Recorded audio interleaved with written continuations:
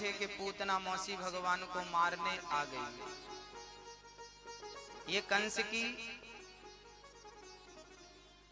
एक मंत्री थी, मंत्री पद पर थी।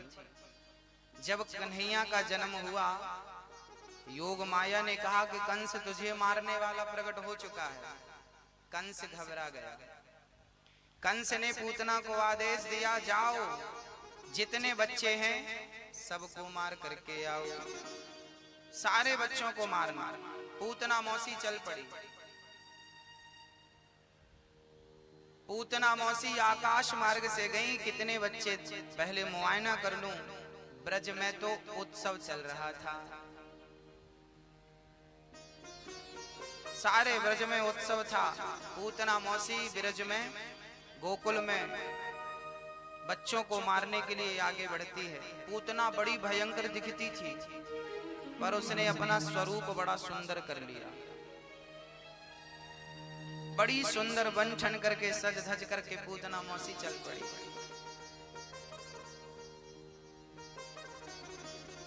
जब सज धज करके कन्हैया के पास गई, माँ यशोदा उस समय कन्हैया को पालने पे लिटा करके झूला झूला करके सुला रही थी।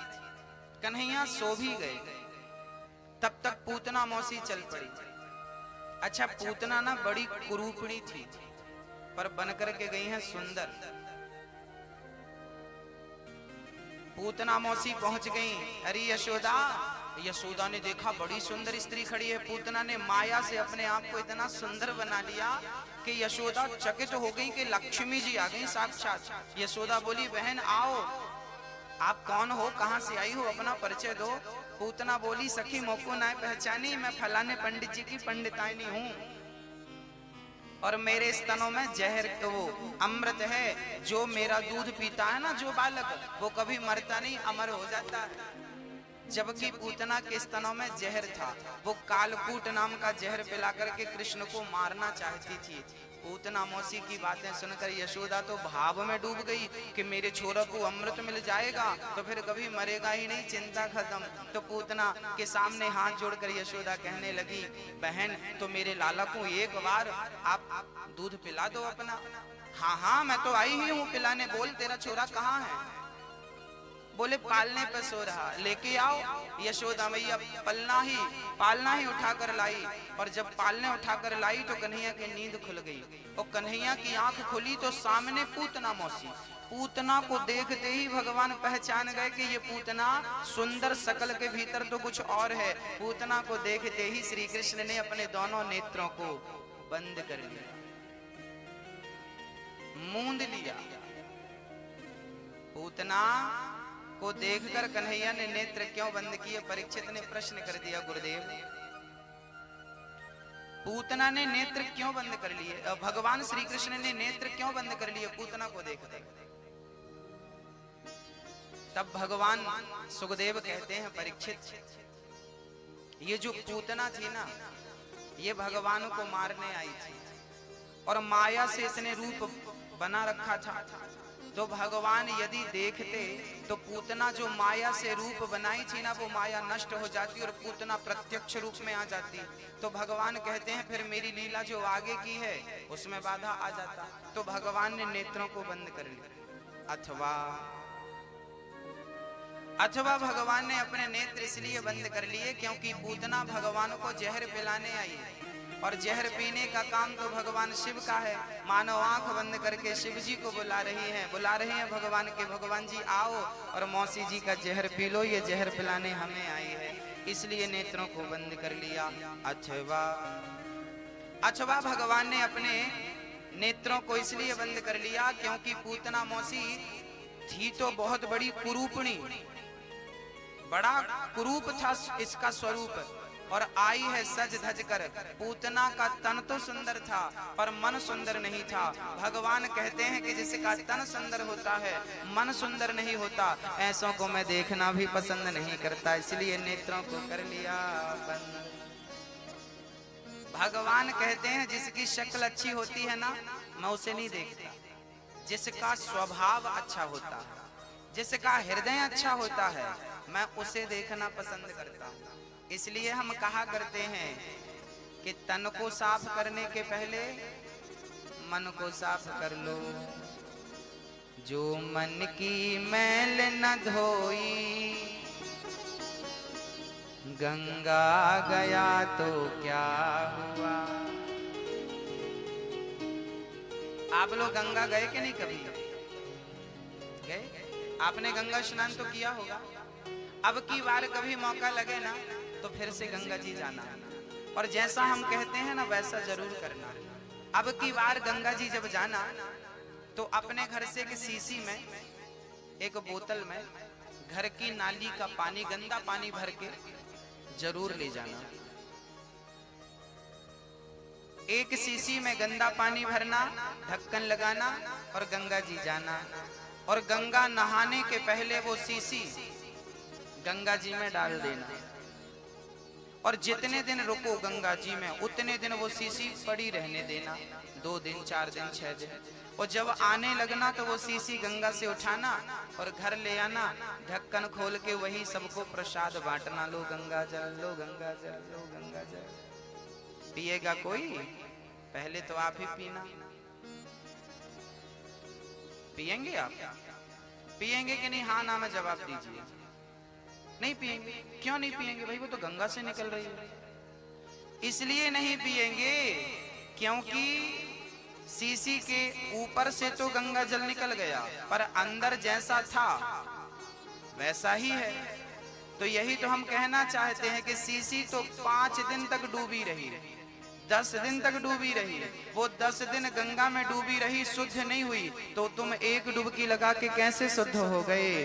अंदर तो जो था सीसी के वैसा ही है, तो आपके अंदर भी जैसा था वैसा ही है। तो गंगा नहाने से फायदा क्या है बताइए? गंगा बहुत नहाया, तन को धुला, मन को कहां धुला। और भगवान तन को धुलने से मिलते होते तो सबको मिल जाते। मेरी माँ तन पर्याप्त नहीं है, मन की जो मन की मैल न धोई गंगा गया तो क्या हुआ। परमात्मा ना पाया मेरे श्याम को ना पाया। परमात्मा ना पाया मेरे श्याम को ना पाया। परमात्मा ना पाया, पाया जन्म तो क्या हुआ। सब कुछ पाया, बस भगवान को नहीं पाया, तो सब कुछ पाना बेकार हो गया। तो मेरी माँ जिसे पाने आए थे, गंगा में जाकर बंदे तन की तू मैल धोता। गंगा में जाकर बंदे तन की तू मैल धोता।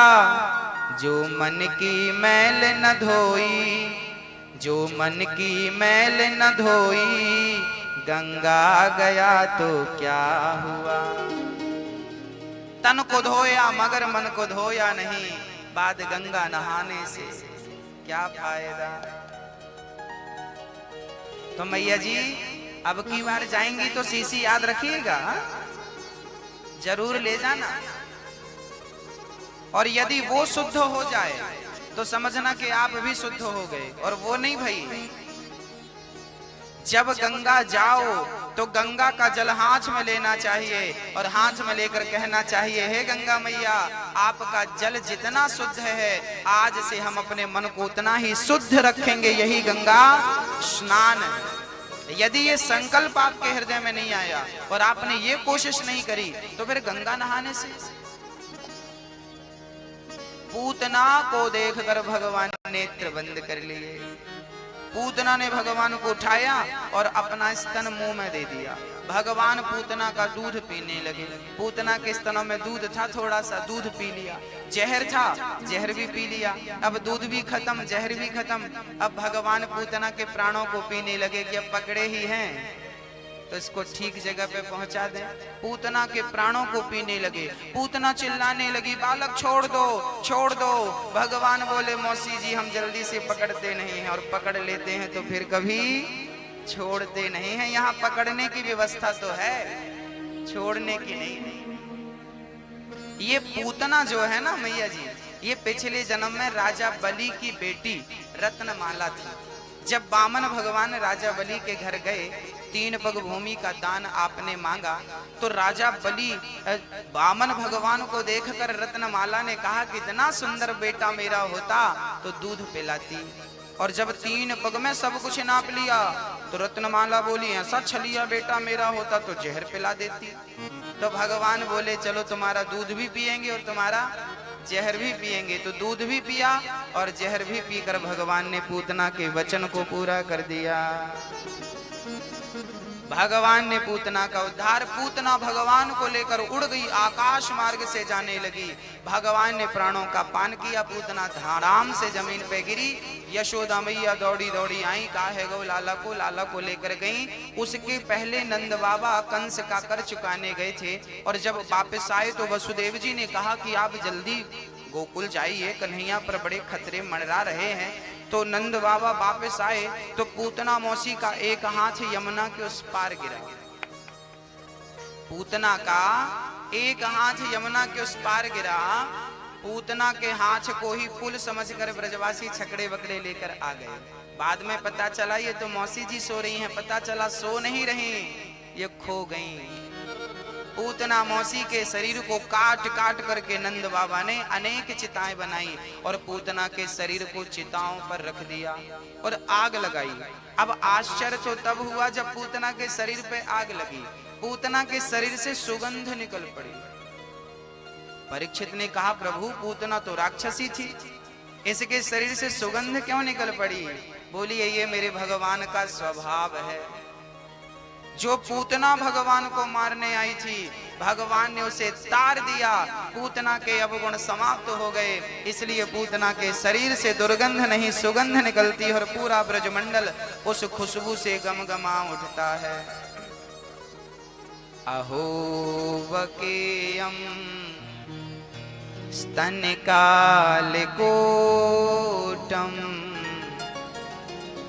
जिघांसया पाययदाप्य साध्वी लेभे गतिं धातृचितां ततोऽन्यं कं वा दयालुं शरणं व्रजेम। भगवान श्री कृष्ण को यही तो दिखता नहीं है कि कौन मेरा भगत है और कौन मेरा भगत नहीं। भगवान तो सबको एक ही नजर से देखते हैं, चाहे दोस्त हो चाहे दुश्मन हो, चाहे भक्त हो चाहे अभक्त हो। पूतना लोकवालघ्नी राक्षसी रुधिरासा जिघांसयाप हरये स्तनम दत्वाप सदगतिम। पूतना भगवान को मारने आई, भगवान ने उसका उद्धार कर दिया। देखो जरा, न जाने कौन से गुण पर दयानिधि रीझ जाते हैं। बताइए, भगवान जितना कोई दयालु होगा? मैया जी, ओ मैया, भगवान जितना कोई दयालु होगा? इसलिए कहते हैं कि दुनियादारी को छोड़कर जो दयालु हैं, जो परम पिता हैं, उनकी शरण ग्रहण कर लो, अभी वक्त है, अभी भी समय है। पूतना का उद्धार हुआ। एक दिन भगवान श्री कृष्ण करवट बदले तो माँ यशोदा ने उत्सव रखा। लाला ने करवट बदला है तो सारे ब्रजवासियों को भोजन करा रही है। तभी छकड़े के नीचे कन्हैया को माँ ने लिटा दिया। सकटासुर नाम का दैत्य आकर बैठ गया छकड़े के ऊपर। मैया यशोदा सबन को भोजन करा रही थी। तभी भगवान की आंख खुली और भगवान रोने लगे, मानो रो रो करके वो माँ को बुला रहे हैं, पर माँ तो आने का नाम नहीं ले रही। तभी सकटासुर भगवान के ऊपर वो गाड़ी छकड़ा पटकने वाला था, भगवान को को मारने वाला था, तभी भगवान ने अपने पाद प्रहार से, पांव के अंगूठे से जो प्रहार किया छकड़े पर, छकड़ा ऊपर गया और गोल गोल घूमता हुआ धम्म से नीचे गिरा। शकटासुर का उद्धार हुआ, कंस के दरबार में धड़ाम से गिर पड़ा। भगवान ने शकटासुर को मारा और जब छकड़ा गिरा तो मैया दौड़ी दौड़ी आई। लाला को चोट तो ना लगी, लाला को का है गो, दौड़ी दौड़ी मैया आई, का है गो लाला। ब्रजवासी बोलवे लगे मैया कछु ना भव, या लाला ने एक लात मारी गाड़ी में, तो गाड़ी ऊपर गई और गोल गोल घूम के धम्म से नीचे गिर पड़ी। मैया बोली मेरे छोरा में इतनी ताकत कहाँ से आएगी कि ये के आके एक लात में गाड़ी ऊपर चली जावे। अच्छा, मैया ना भगवान को भगवान मानने को तैयार ही नहीं। मैया तो कहती है ये मेरा छोटा सा लाला है, बेटा है, साधारण है। भगवान को अभी समझ ही नहीं रही है माँ यशोदा, और गोद से हृदय से लगाकर घर ले गई। एक दिन भगवान श्री कृष्ण को माँ यशोदा ने दूध पिलाना शुरू कर दिया। बाहर आंगन पे बैठी मैया दूध पिला रही थी, स्तन पान करा रही थी। उसी क्षण भगवान कृष्ण को मारने के लिए एक राक्षस आ गया, तृणावर्त। भगवान को मारने आया। अब भगवान ने सोचा मैं तो मैया की गोद में हूं, यदि मैया की गोद में मैं रहा तो मेरी मैया को नुकसान पहुंचाएगा राक्षस। तो भगवान श्री कृष्ण को ना उसी समय जमहाई आ गई। जमहाई आई तो मैया ने चुटकी बजाई, और जब चुटकी बजाई तो भगवान के मुंह पर देखा तो भगवान के छोटे से मुख में ना मैया यशोदा को पूरा ब्रह्मांड नजर आ रहा। अभी अभी मैया को लगा कि मेरा बेटा साधारण है, तो मुख में ब्रह्मांड दिखा दिया। मैया मुझको साधारण समझने में की गलती ना करो। और मैया ने मुंह देखा, भगवान ने मुंह बंद कर लिया। अब मैया ऐसे करके मुंह देख रही है, कुछ नजर नहीं आ रहा। अब मैया को लगा मैंने सपना देखा। तभी भगवान श्री कृष्ण ने अपना वजन बढ़ाना शुरू कर दिया। मैया को लगा मैंने वो दूध ज्यादा तो नहीं पिला दिया, लाला तो वजनदार लग रहा। तो कन्हैया को पालने पे लिटाकर मैया काम पे चली गई। तभी तृणावर्त नाम का राक्षस आया। ये गर्मियों में बवंडर चलता ना गोल गोल हवा, उसी रूप में तृणावर्त आया और भगवान को लेके भागा। और भगवान ने अपना वजन बढ़ाना शुरू कर दिया। कन्हैया वजन बढ़ाने लगे। उसी क्षण तृणावर्त को मन में ख्याल आया कि कहीं मैंने जल्दी जल्दी में कोई पत्थर तो नहीं उठा लिया, काला काला सा। भगवान कृष्ण बोले सारी दुनिया पत्थर में कृष्ण को देखती है और तुम कृष्ण को पत्थर समझ रहे हो, आज पत्थर से पटक के मारेंगे। भगवान ने ले जाकर सिर दिया धम्म से शिला पर, तृणावर्त का उद्धार हो गया। ये जितने राक्षस थे ये सारे के सारे पुण्यात्मा थे। इन्होंने कोई ना कोई पुण्य किया था, तब तो भगवान के हाथों मर रहे हैं। और ये भी लिखा है भागवत जी में कि इनके अंदर से आत्मा निकलती और वो आत्मा भगवान श्री कृष्ण के श्री चरणों में समा जाती थी। इतने पुण्यात्मा थे कि भगवान को आज ये देखते देखते प्राण त्याग रहे। गर्गाचार्य जी एक दिन गांव में आए, तब भगवान श्री कृष्ण का नाम करण संस्कार गर्गाचार्य जी ने किया। नंद बाबा कहवे लगे कि देखो गर्गाचार्य जी, गुरु जी, हमारे छोरा पर बड़े बड़े संकट मंडरा रहे हैं। कभी पूतना आती, कभी तृणावर्त आता, कभी ये राक्षस आते। कोई उपाय बताओ कि मेरे छोरा पर कोई संकट ना आवे। गर्गाचार्य जी बोले या को नाम बताओ, हम उपाय बता रहे हैं।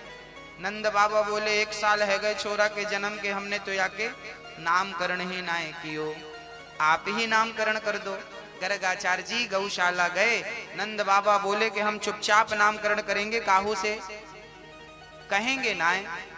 चुपचाप नामकरण संस्कार करने के लिए गर्गाचार्य जी गौशाला में गए। गाय का गोबर लाया, गाय के गोबर से आंगन को लीपा और प्रेम से यशोदा जी, रोहिणी जी बैठ गई। एक गोद में बलराम भैया थे, एक गोद में श्री कृष्ण थे।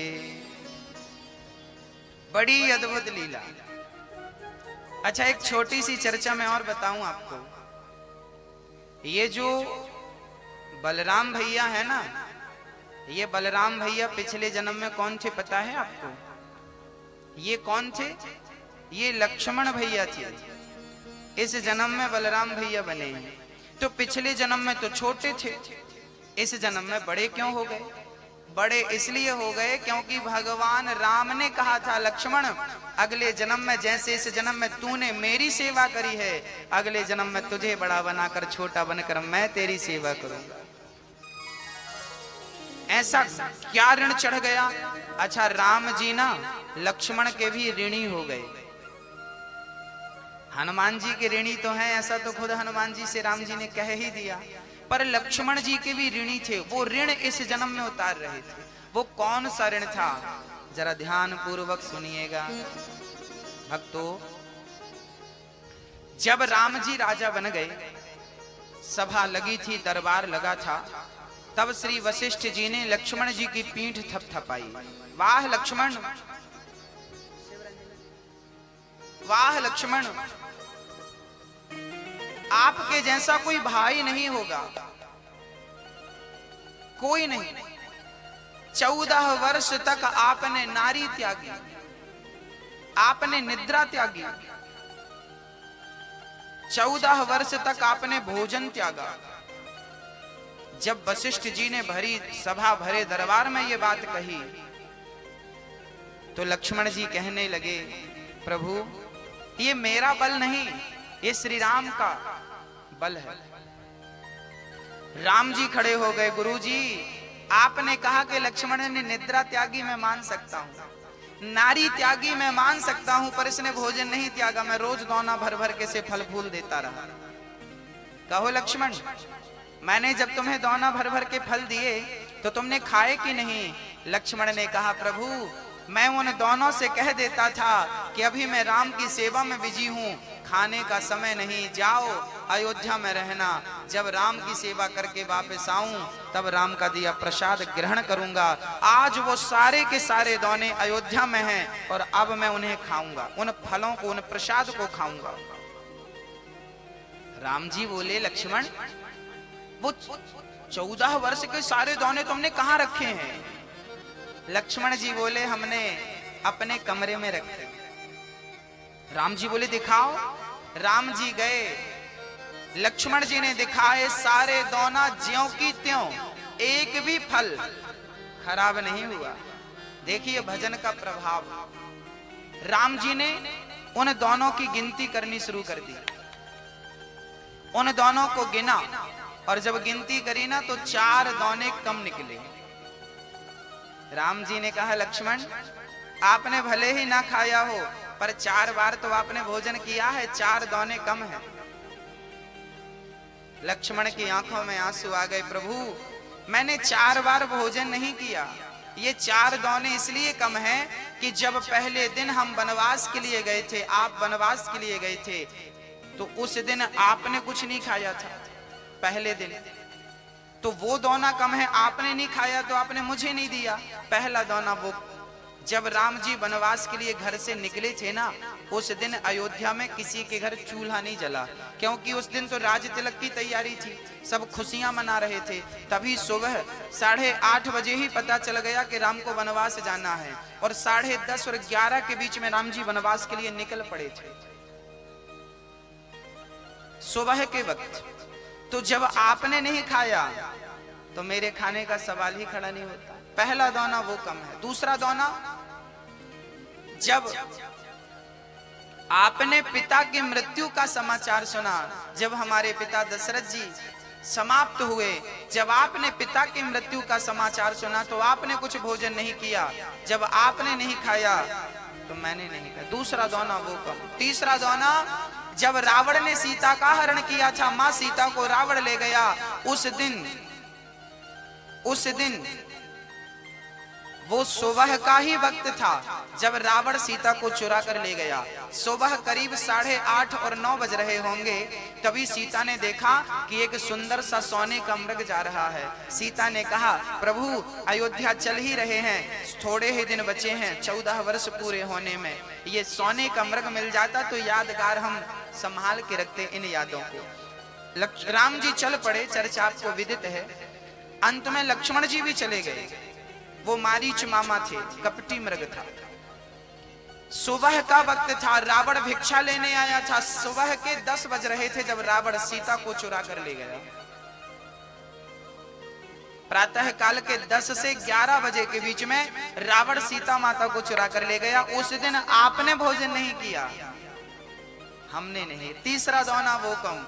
और चौथा दौना, जब मेघनाथ ने हमें शक्ति मारी तब तो हम आपकी गोद में थे, उस दिन आपने नहीं खाया, हम तो आपकी ही गोद में थे। बस ये 4 दौने कम है, बाकी गिनकर देख लीजिए राघव, एक भी दौना कम नहीं।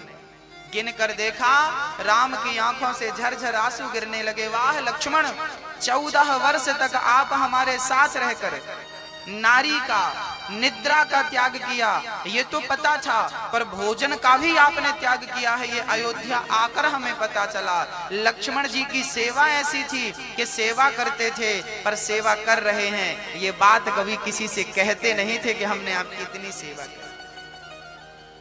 राम रोने लगे, लक्ष्मण मैं आपका ऋणी हो गया, अब मैं ये कैसे ऋण उतारूं? 14 साल तक आपने भोजन नहीं किया और हमें पता नहीं लगने दिया। अगले जन्म में अब हम छोटे बनकर आएंगे, आप बड़े बनकर आना, और हम आपकी चरण सेवा करके इस जन्म का ऋण चुकाएंगे। वही लक्ष्मण बलदाऊ भैया बन के आए हैं और श्री कृष्ण आज छोटे बने। ऋण उतारना।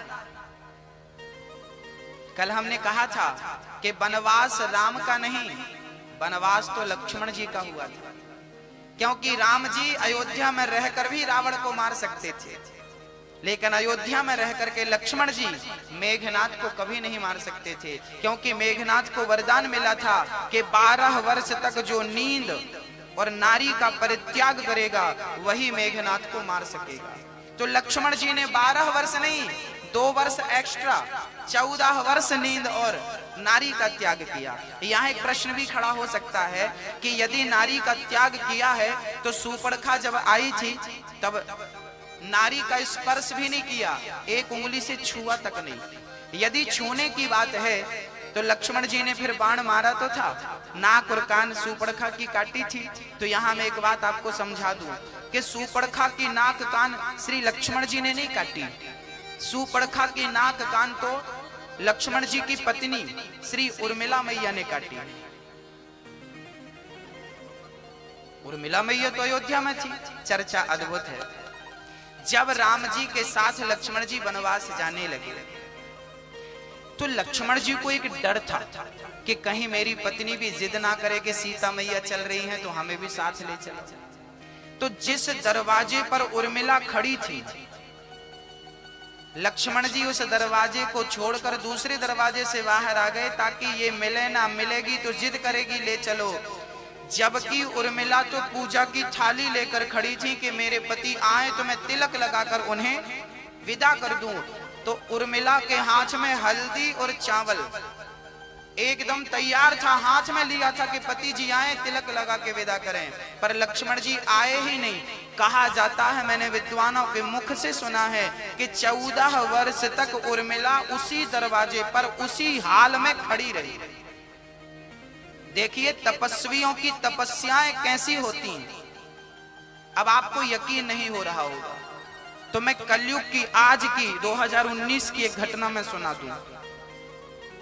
छत्तीसगढ़ में एक संत जी हैं, अभी भी आप जा सकते हैं। छत्तीसगढ़ में एक संत जी हैं, उन्होंने 21 वर्ष से ना तो पानी पिया ना तो भोजन किया। आज बड़े बड़े डॉक्टर आ रहे हैं ये जानने के लिए कि भाई एक व्यक्ति बिना खाए बिना पानी पिए इतने दिन जिंदा कैसे रह सकता है। आपको विश्वास नहीं हो रहा है ना, आप जाइए, आप अपनी आंखों से देखिए। आप कहते हैं ना आप लोग संत लोग तो ठीक नहीं है, आजकल तो संत ठीक बचे नहीं। मेरी माँ, आप असली संतों तक पहुंचे कहां? और जो असली संत होगा वो दिल्ली क्यों आएगा, वो आपके बीच में क्यों आएगा? जिसे राम से मतलब होगा वो आपकी गलियों में क्यों घूमेगा? जो राम से मतलब होगा वो तो किसी किनारे पर बैठा होगा, किसी यमुना के किसी गंगा के तट पर बैठा होगा और भगवान का स्मरण कर रहा होगा, वो आपके बीच में क्यों आएगा? असली तो आज भी हैं, बस पहचानने वालों की कमी है। हीरा तो आज भी है, जौहरी नहीं है ना, जौहरी नहीं। उर्मिला मैया 14 वर्ष तक खड़ी रही और जब उनकी थाली पर एक दीपक भी था, कहा जाता है बिना तेल बिना घी के वो 14 साल तक जलता रहा, और जब सूर्पणखा लक्ष्मण जी की तरफ बढ़ी ना तो वो दीपक बुझने लगा था, वो दीपक हिलने डुलने लगा। तब उर्मिला ने समझ लिया कि मेरे पति को कोई खतरा है। तब उर्मिला ने अपने हाथ का वो चावल जो तिलक लगाने के लिए रखा था, उस चावल का एक दाना उर्मिला ने छोड़ दिया। वही एक दाना बाण बन करके और सूर्पणखा की नाक और कान काटता है। लक्ष्मण जी ने स्पर्श भी नहीं किया और उर्मिला के उस प्रहार से सूर्पणखा अभंग हो गई। लक्ष्मण जी आज बलदाम बलराम बन करके पड़े हैं, बोलिए बलदाऊ भैया की जय हो। जब कृष्ण का जन्मोत्सव मनाया जा रहा था तब आपको विदित होगा कि भगवान श्री कृष्ण से राधा जी जो है ना वो बड़ी हैं, है ना, लगभग 11.5 महीने, क्योंकि पहले कृष्ण राधा अष्टमी आती है ना, फिर कन्हैया का जन्म होता है। राधा जी बड़ी हैं श्री कृष्ण से, बस इतना समझिए। ये राधा जी बड़ी क्यों है, कन्हैया जी छोटे उम्र में छोटे क्यों हैं? कारण है, जब गौलोक धाम से भगवान श्री कृष्ण ने राधा को कहा कि देखो अब मृत्यु लोक में हम लीला करने के लिए जा रहे हैं, तो पहले कौन जाएगा? राधा जी बोली पहले आप जाओ। कन्हैया बोले मैं नहीं जाऊं, पहले आप जाओ। तो कन्हैया बोले आप, राधा जी बोली ना ना मैं नहीं जा सकती, पहले आप जाइए, मैं किसे देखूंगी जाकर के। कन्हैया ने जिद करा ना ना आप जाओ। तब राधा रानी आई, और जब राधा रानी आई तो एक छोटी सी बच्ची के रूप में एक सरोवर के किनारे कमल दल पर राधा जी पड़ी थी। वृषभानु जी वहां से निकलते हैं, अचानक नजर कन्या पर पड़ी और वृषभानु जी कन्या को उठाकर अपनी पत्नी कीर्ति को देते हैं। संयोग वृषभानु जी के कोई संतान नहीं थी, तो उस बच्ची को आपने पाल लिया और बेटी का प्यार देना शुरू किया। पर वो बच्ची ना आंख ही नहीं खोलती थी। सारे लोग कहने लगे कि वृषभानु की छोरी अंधी है, अंधी है, इसे कुछ दिखता नहीं क्योंकि ये आंख ही नहीं खोल रही है। बंद थी आंखें राधा रानी की। हाँ, राधा रानी ऐसे करते करते जब कन्हैया का जन्म हुआ, अष्टमी भादों की अष्टमी, भाद्रपद मास के कृष्ण पक्ष की अष्टमी, जब लाला का जन्म हुआ और ब्रज में जब बधाइयां बज रही थी, तब बरसाने से बधाइयां लेकर वृषभानु जी और कीर्ति जी भी आए थे नंद बाबा के आंगन में। तो उस समय राधा जी छोटी सी थी तो कीर्ति की गोद में थी। यशोदा ने देखा कि कीर्ति आई है तो बच्ची को गोद में ले लिया यशोदा ने, और बच्ची को खिलाने लगे। राधा जी गोद में है यशोदा की, खिलाने लगे राधा रानी को। और संयोग देखिए कि जिस पालने में कन्हैया सो रहे थे, उसी पलने पर राधा जी को भी यशोदा माँ ने लिटा दिया और यशोदा ने रोहिणी को ले जाकर के भोजन प्रसादी कराया। अब यहाँ राधा जी उसी पलने पर पड़ी थी जिस पर श्री कृष्ण थे। तो अब राधा जी पहले तो अपने हाथ से कन्हैया को टटोलती हैं, देखती हैं, फिर वो पलटती हैं, क्योंकि बड़ी थी ना तो वो पलटना जानती थी। वो पलट गई और पलट कर सिर उठाया, जैसे छोटा बालक पलट कर कैसे सिर उठाता है, राधा जी ने सिर उठाया और धीरे धीरे धीरे धीरे धीरे आज 11.5 महीने के बाद, आज इतने महीनों के बाद आज राधा जी के नेत्र खुले। और राधा जी ने जब देखा तो पहली नजर श्याम सुंदर के मुखमंडल पर पड़ी। राधा जी ने श्री कृष्ण को देखा। कन्हैया ने सारे से कहा कि आपने इतने दिन से आंख क्यों नहीं खोली? राधा जी ने कहा प्रभु आप थे ही नहीं, किसे देखने के लिए मैं अपनी आंखें खोलती, ये तो बताओ, किसे देखती मैं इन आंखों से? इसलिए मैंने इन आंखों को खोला ही नहीं, पहली बार आपको देखा, आपको दिल में बसाया। अब आप निकल ना जाए मेरे दिल से, पहली बार आपको देखा, आपको बसाया, बस अब किसी को बसाने की देखने की जरूरत नहीं है।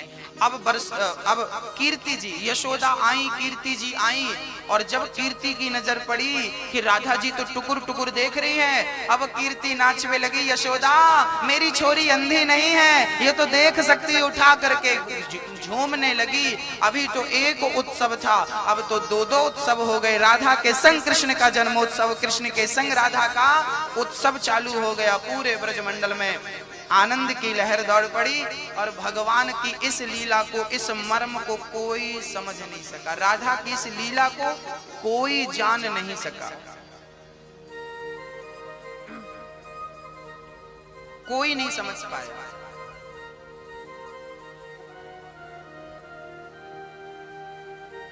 हाँ भक्तों, भगवान श्री कृष्ण का नामकरण श्री गर्गाचार्य जी ने किया। गर्गः पुरोहितो राजन यदूनां सुमहातपः ब्रजं जगाम नंदस्य वसुदेव प्रचोदितः। गर्गाचार्य जी, गर्गाचार्य जी वसुदेव जी के गुरु थे, वसुदेव जी के कुल के गुरु थे। आज नामकरण कर रहे हैं कन्हैया का।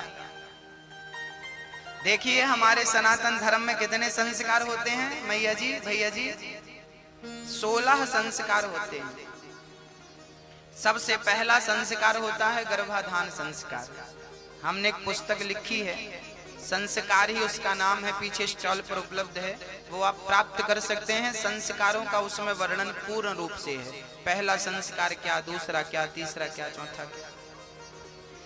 यहाँ पर मैं एक छोटी सी विनती आप सभी से करूंगा। आप लोगों का प्रश्न होता है गुरुजी हमारे बच्चे बिगड़ रहे हैं, हमारे बच्चे रास्ते से भटक रहे हैं, आजकल की युवा पीढ़ी बर्बाद हो रही है, माँ बाप की सुनते नहीं है। ये बहुत बड़ा प्रश्न समाज में बना हुआ है। माँ बाप प्रश्न करते हैं कि हमारे बच्चे बिगड़ रहे हैं, क्या करें हम। इसके पीछे जिम्मेदार कौन है, कारण क्या है, बहुत गंभीरता से सुनिएगा। शास्त्र जो कहते हैं मैं उस पर प्रकाश डालूंगा। यदि आपका बच्चा बिगड़ गया, यदि आपका बेटा आपकी सुनता नहीं है, तो इसमें जिम्मेदार कौन है। इसके लिए आइए हम महाभारत की एक चर्चा पर प्रकाश डालते हैं। एक दिन भगवान श्री कृष्ण ने, अर्जुन और कृष्ण बैठे थे, तो अर्जुन ने प्रश्न किया कि प्रभु आज हमने एक स्वप्न देखा है। क्या देखा है? बोले स्वप्न देखा है कि एक गाय ने एक बछड़े को जन्म दिया और उस बछड़े को चाट रही है। इतना चाटा गाय ने, इतना चाटा कि बछड़े का पूरा शरीर लहू से, रक्त से भर गया। भाई गाय तो बछड़े को चाटती है, नॉर्मल बात है जब जन्म लेता है, लेकिन उस गाय ने इतना चाटा कि बच्चे के पूरे शरीर से रक्त बहने लगा, पूरा शरीर लहू लुहान हो गया, भर गया रक्त से। फिर भी गाय चाटती जा रही है और बछड़ा चिल्लाता हुआ कभी मुंह के पास आता, कभी थनों की तरफ जाता और वो माँ के इर्द गिर्द रहता। फिर भी गाय निर्दयी हो गई। क्या हो गया गौ माता आपको, बच्चे को इतना चाट रही हो।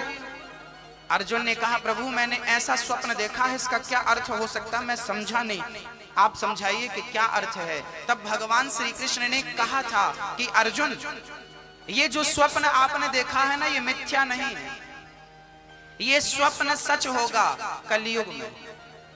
कलयुग में क्या क्या कहना चाहते हैं केशव? तब भगवान कृष्ण ने कहा कि जैसे गाय ने अपने बछड़े को इतना चाटा कि रक्त बहने लगा, ऐसे कलयुग के माँ बाप भी अपने बच्चों को इतना प्यार करेंगे, जरूरत से ज्यादा प्रेम करेंगे, इतना प्रेम करेंगे कि उनका प्रेम ही बच्चों को बर्बाद कर देगा, उनका प्रेम ही बच्चों के संस्कार को नष्ट कर देगा। आपका जरूरत से ज्यादा प्रेम ही बच्चों को बिगाड़ता। ये महाभारत में श्री कृष्ण ने कहा था, हम नहीं कह रहे हैं, बुरा मत मानना। आप ना जरूरत से ज्यादा प्रेम करती हो, बच्चों को खोपड़ी पे बिठा लेती हो,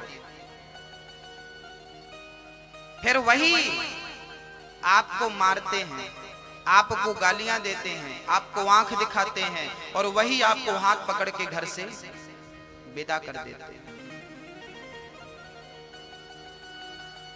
ये नौबत क्यों आई?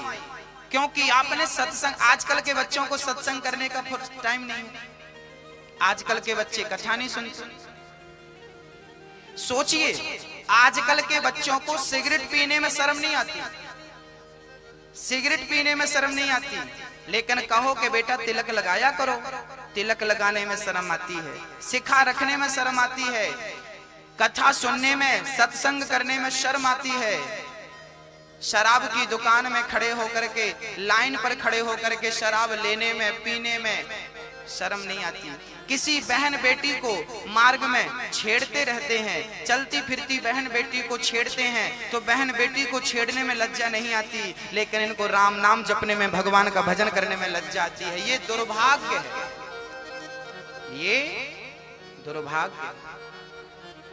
आजकल के बच्चों को ना मॉडल बनना है, ठीक है, हम नहीं कहते मत बनो, बनो अच्छी बात, पर अपनी संस्कृति को साथ में लेकर चलोगे तो नुकसान क्या है? अपने संस्कारों को साथ में लेकर चलोगे तो प्रॉब्लम क्या है बताओ?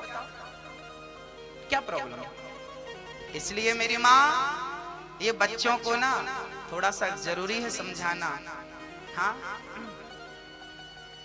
इन्हें माँ बाप के चरणों में झुक करके प्रणाम करने में लज्जा आती है, पर अपनी प्रेमिका को घुटनों के बल बैठ करके गुलाब का फूल देने में गर्व होता है।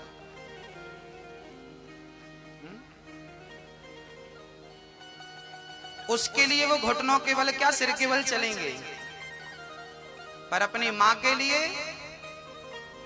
वो माँ के भी चरण नहीं छू पाते, घुटनों को छूते हैं। ये वैसे बच्चों की गलती तो है, मैं क्या कहूं माँ, आपकी भी गलती। आपने अपने बच्चों को लड़कपन में, बाल्यकाल में संस्कार नहीं दिए, कम से कम झुकना तो सिखाया होता। अब देखो बच्चों को कैसे संस्कार दिया जा सकता है, मैं आपको बता दूं। एक माँ थी, एक माँ थी आपकी तरह। उस माँ का बेटा करीब 4 वर्ष का रहा होगा, और ध्यान दीजिएगा, वो 4 साल का बेटा जो था ना, बहुत बड़ा मिठाई लाल था, मिठाई बहुत खाता था, मीठा पसंद था। बच्चों को ना पसंद होता, किसी को नमकीन पसंद होती है, किसी को मीठा पसंद होता। उस बच्चे को मिठाई पसंद थी, तो माँ क्या करती, एक दिन माँ ने अपने बच्चे से कहा, बेटा हरे राम राम राम हरे हरे, हरे कृष्णा कृष्णा कृष्णा हरे जपो, यदि तुम जपोगे ना तो हम एक लड्डू देंगे तुमको। तो बेटा बैठ गया और प्रेम से कीर्तन करने लगा, हरे राम राम राम हरे हरे, हरे कृष्णा कृष्णा कृष्णा हरे हरे, हरे राम राम राम हरे हरे। देखो हम बोल रहे हैं, आपको तो फुर्सत नहीं बोलने की। हरे राम राम राम हरे हरे, हरे कृष्णा कृष्णा कृष्णा। बेटा जप रहा था, आधा घंटे बाद माँ ने के लड्डू उठाया और बच्चे को दे दिया। दूसरे दिन फिर माँ ने कहा, बेटा कीर्तन करोगे तो 2 लड्डू मिलेंगे। बच्चे ने फिर कीर्तन किया, माँ ने 2 लड्डू दे दिए। तीसरे दिन फिर चौथे, ऐसे करते करते साल गुजर गए। अब माँ का नियम बन गया, बच्चा बिना कहे अब कीर्तन पर बैठता और माँ बिना कहे उसे लड्डू देने लगी। करते करते 10 वर्ष बीत गए। जब बालक बड़ा हुआ, 14-15 वर्ष का हुआ, तो एक दिन माँ ने लड्डू बनाना भूल गई थी और आज घर पर लड्डू नहीं थे और बेटा कीर्तन पर बैठ चुका था। वो नियम हो गया ना, आदत हो गई ना, आदत हो गई। देखिए भक्ति भाव भी एक आदत होनी चाहिए।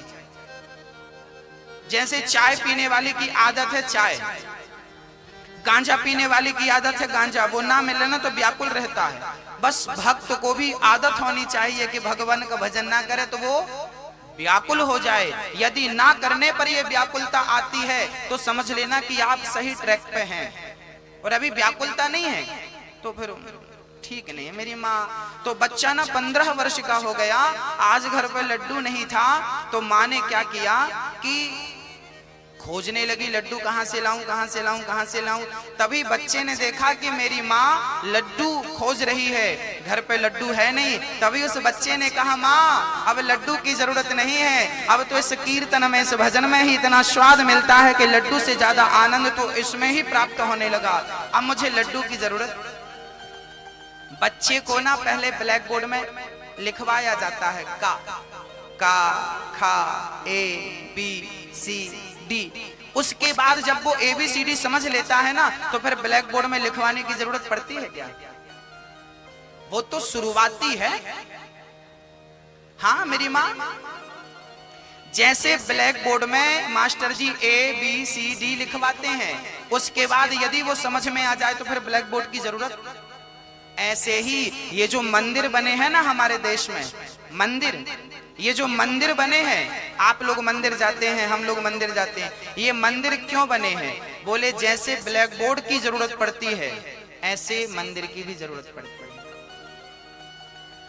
काखा गाघा कौन समझाएगा? बोले ब्लैक बोर्ड में लिख के समझाओगे। ऐसे ही पहली क्लास का भगत है तो वो मंदिर जाता है और भगवान को देखता है, अच्छा ये भगवान है जिनके हाथ में बंसी है, अच्छा ये भगवान है जिनके हाथ में धनुष बाण है। तो भाई पहले तो मंदिर में भगवान को देखो और फिर इतना देखो कि वो मंदिर का भगवान जब तुम्हें कण कण में नजर आने लगे, तब समझ लेना कि तुम PhD के विद्यार्थी हो गए हो, PhD के भगत हो गए हो। जो मंदिर में ही भगवान को देखता है वो तीसरे नंबर का भगत है। जो मंदिर के साथ अपने माता पिता गुरु और अतिथि में भगवान को देखता है, ये 2 नंबर के भगत हैं, दूसरे नंबर के भगत हैं। और जो मंदिर में, माता में, पिता में, पशु में, पक्षी में, कण कण में जहां देखे सब में भगवान को देखे, बस यही सबसे उच्च कोटि का सबसे श्रेष्ठ भक्त।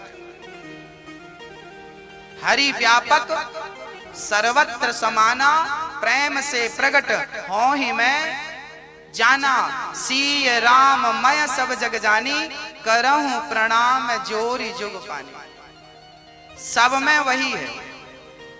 मैया जी, हम तो आपके भीतर भी सीता माता का दर्शन कर लेते हैं, हम तो आपके भीतर ही दुर्गा माता का दर्शन कर लेते हैं, हम तो इन पुरुषों के भीतर ही भगवान राम का, आपके भीतर हमें राम नजर आ रहे हैं, कृष्ण नजर आ रहे हैं, हम तो आप सभी में ईश्वर का दर्शन कर लेते हैं। हाँ, आप ही तो भगवान हैं। ईश्वर कहाँ है? आपके भीतर तो है, आप ही तो भगवान हैं। अपना अपना नजरिया है देखने का। जाकी रही भावना जैसी, प्रभु मूरत देखी तिन तैसी। जरा बताइए मेरी माँ, ये क्या है? ये क्या है? बोलो जोर से। रुमाल है, ऐसा आप कह रहे हैं। ये क्या है मेरी माँ? और बताओ, ये क्या है? ये कपड़ा है, आप कह रहे हैं। आपको रुमाल दिख रहा है, आपको कपड़ा दिख रहा है, पर हमें ना तो रुमाल दिख रहा है ना तो कपड़ा दिख रहा है, हमें तो बस धागा ही धागा दिखाई पड़ रहे हैं। इसमें से यदि हम धागों को निकालना शुरू कर दें तो रुमाल बचेगा कि कपड़ा बचेगा? बताओ। एक एक धागा हम निकाल दें तो क्या बचेगा? कपड़ा बचेगा? आप तो कह रहे हो कपड़ा है। रुमाल बचेगा? ना तो रुमाल का अस्तित्व है ना तो कपड़े का अस्तित्व है। एक्चुअली ये धागा है, लेकिन हम अज्ञानवश से कपड़ा और रुमाल कहते हैं। बस जैसे धागा को हम कपड़ा और रुमाल नाम दे रहे हैं, ऐसे परमात्मा ही स्त्री, परमात्मा ही पुरुष, परमात्मा ही हाथी, परमात्मा ही चींटी, सबके भीतर वही है, पर हम नाम उसे दे रहे हैं। कोई चींटी है, कोई हाथी है, कोई पशु है, कोई पक्षी है, कोई स्त्री है, कोई पुरुष है, सब तो वही है। निज प्रभु मय देखहि जगत, केहि सन करहि विरोध। बताइए, ईश्वर के अतिरिक्त यदि कुछ है तो आप हमें बता दीजिए। चलिए एक उदाहरण से समझते हैं। मैया जी, आपके गले में जो मंगलसूत्र है वो सोने का है, हाथ में चूड़ी है वो भी सोने की है। तो अब ये बताओ, उदाहरण जरा समझिएगा, ये क्या है? ये क्या है? जोर से बोलो। ये अंगूठी है। ये अंगूठी है ऐसा आप कह रहे हैं, जबकि ये अंगूठी नहीं है, ये गोल्ड है, ये सोना है। अभी हम इसको भट्टी पे डाल दें तो क्या अंगूठी बचेगी? अंगूठी तो नहीं बचेगी, पर कुछ बचेगा। क्या बचेगा? सोना बचेगा, गोल्ड बचेगा ना। आपने जितने आभूषण पहन रखे हैं उनके नाम अलग हो सकते हैं, उनके आकार रूप अलग हो सकते हैं। बाजू में पहन लिया तो बाजूबंद, गले में पहन लिया तो मंगलसूत्र, कान में पहन लिया तो बाला, हाथ में पहन ली तो अंगूठी, कमर में पहन ली तो करधन, पाँव में पहन ली तो पायल, माथे पे पहन ली तो बिंदिया, नाक में पहन ली तो ये सब अलग अलग नाम हो सकते हैं, अलग अलग रूप हो सकते हैं, पर सबके भीतर तत्व तो गोल्ड ही है, तत्व तो सोना ही है, सबके भीतर सोना है। बस ऐसे ही हाथी, चींटी, बिल्ली, कुत्ता, पशु, पक्षी, जलचर, थलचर, नवचर, कुछ भी हो, सबके भीतर तत्व तो एक परमात्मा है, सबके भीतर वही है। आप किसी से घृणा कर रहे हैं तो आप व्यक्ति से घृणा नहीं, आप भगवान से घृणा कर रहे हैं। आप किसी से घृणा कर रहे हैं तो अब आप कहें तो फिर महाराज जी हम किसी से प्यार करें तो फिर गलत थोड़ी है। हाँ, बिल्कुल गलत नहीं है, लेकिन भाव ये हो कि ये भगवान है। हाँ, ये कौन है?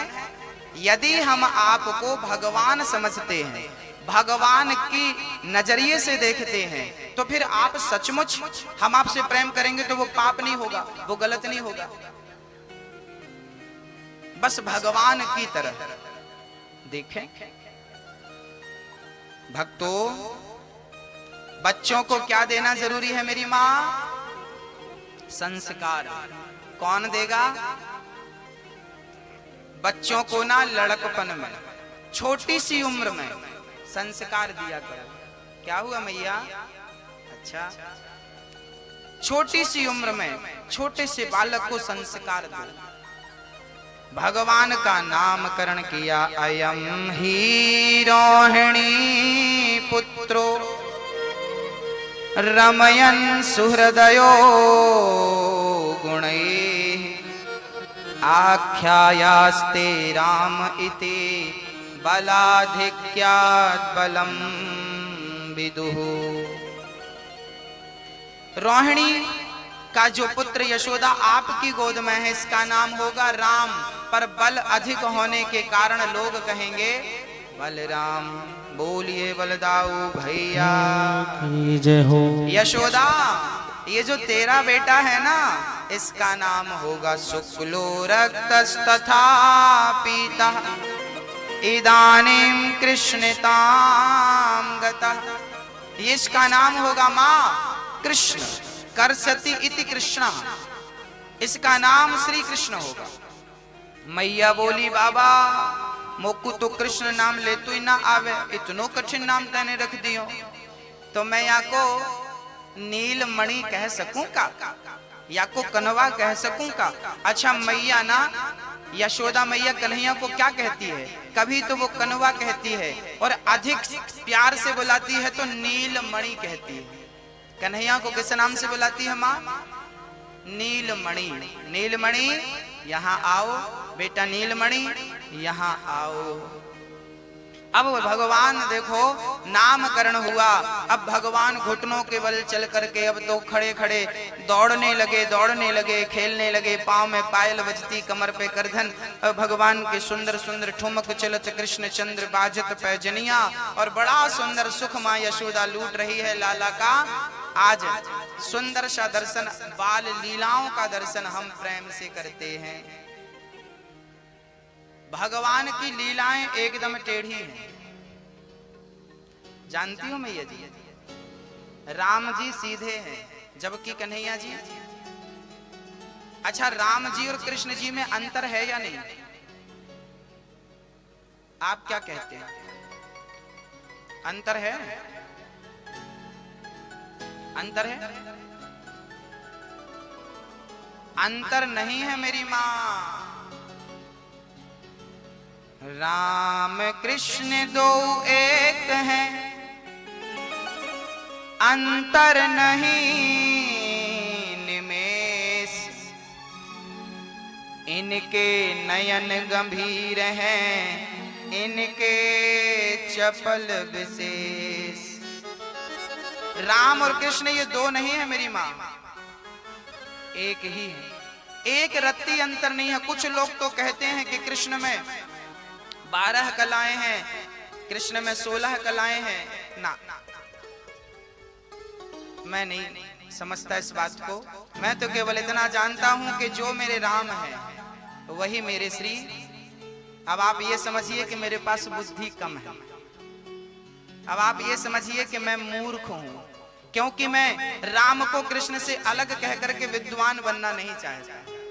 मैं कहूं कि राम अलग है कृष्ण अलग है, मुझे विद्वान नहीं बनना। यदि राम और कृष्ण को कोई अलग अलग कह के विद्वान बनता है तो मैं मूर्ख बन करके कहता हूं कि मेरे राम और मेरे कृष्ण एक ही हैं। ये दो नहीं, वही राम है और वही, इतना सा अंतर नहीं। और कोई अंतर कहे तो भाई आप ठीक हो। हमसे झगड़ा करना बिल्कुल नहीं आता। हाँ,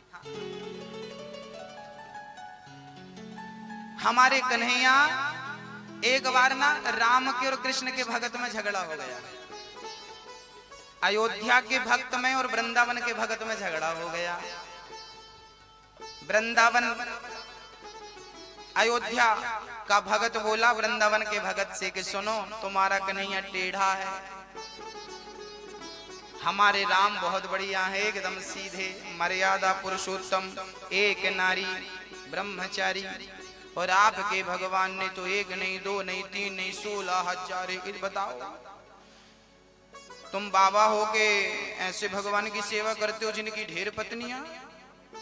तो अयोध्या वाले भगत ने तो वृंदावन वाले भगत को खूब चिढ़ाया कि तुम्हारे भगवान यार टेढ़े हैं, पांव भी गर्दन भी, जहां देखो वहीं नाचना शुरू कर देते हैं। हमारे भगवान एकदम ठीक है, मर्यादा पुरुषोत्तम श्री राम। वृंदावन वाले भगत को बुरा तो बहुत लगा कि यार ये हमारे भगवान को बहुत गलत बोल रहा है। उसको बुरा लगा और उसने भगवान बिहारी जी के मंदिर गए और बोल दिया दो टूक, सुनो, क्या जरूरत थी तुम्हें इतने सारे विवाह करने की? सारे लोग आज नाम धर रहे हैं, आपको इतना विवाह कर लिया। हाँ? वो मेरा मित्र कहता है कि तुम्हारे भगवान है, और तो टेढ़े होने की क्या, राम जैसे होते तुम? बोले अब मैं अयोध्या में वृंदावन छोड़ के जा रहा हूँ, अयोध्या में रहूंगा, राम की पूजा करूंगा, राम का भगत बनूंगा, तुम्हारा भगत नहीं बनूंगा, जा रहा हूँ। उसने बोरिया बिस्तर उठाया, कमंडल उठाया और वृंदावन छोड़ने का मन बना लिया, मैं छोड़ दूंगा वृंदावन। चल पड़ा अयोध्या की तरफ। और जैसे ही वृंदावन के पास बाहर निकलने वाला था परिक्रमा मार्ग से, तभी एक छोटा सा